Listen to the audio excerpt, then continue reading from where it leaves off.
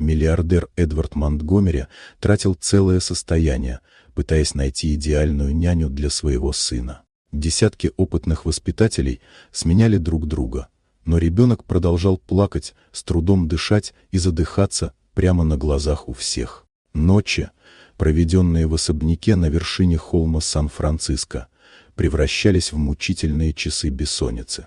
Звуки плача эхом отдавались в коридорах, и роскошный дом, наполненный дорогой мебелью и произведениями искусства, становился чем-то похожим на тюрьму, не для родителей, а для ребенка, неспособного найти облегчение. Никто не понимал, почему прежние методы не работают. Эдвард перепробовал все: дорогие смеси, тренинги для нянь, новейшие приборы для улучшения воздуха и сна. Каждый день приносил лишь разочарование и тревогу. Но однажды, словно незаметный порыв ветра, в дом вошла Эмили, уборщица в синей форме и желтых перчатках. Она пришла с совершенно иной задачей — просто убирать. Ее шаги были тихими, движения уверенными, а взгляд внимательный, хотя ни один богатый гость не обратил бы на нее внимания. В руках Эмили происходило что-то удивительное. Она не пыталась играть роль доктора или суперняня. Она заметила то, что никто другой не смел признать. Малыш реагировал на запахи и жидкую еду. Они вызывали удушье. Эмили действовала медленно, спокойно и методично.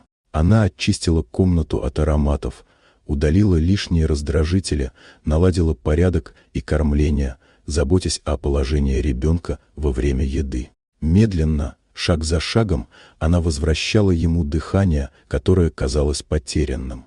Эдвард наблюдал за ней с недоверием. Высокомерие и привычка приказывать были частью его жизни, но перед результатом они начали исчезать. Ребенок впервые за долгие недели заснул спокойно. Его дыхание стало ровным, а лицо — расслабленным. Доктора, вызванные по настоянию Эдварда, подтвердили диагноз — легкая непереносимость молочных продуктов и проблемы с глотанием. Теперь было понятно, что ни дорогие няньки, ни технологии не могли заменить внимательного наблюдения и осторожного подхода. С этого дня дом Монтгомери изменился. Ароматы исчезли, уборка стала важной частью ухода, а Эмили, словно тихий дирижер, наладила порядок и ритм жизни маленького сына. Ребенок начал есть, смеяться, играть и спать. Эдвард перестал приказывать и вмешиваться. Он просто наблюдал, пораженный ее внимательностью, стойкостью и умением видеть то, что скрыто от всех остальных. Каждый день приносил новые маленькие победы. Первый смех, уверенный шаг, чистый сон. Особняк, который когда-то казался тюрьмой, наполнился настоящим миром и спокойствием. Эмили лишь улыбалась. Она не творила чуда и не искала признания. Она просто слушала, понимала и давала ребенку шанс. Иногда именно самая тихая и незаметная рука несет величайшую правду и спасение.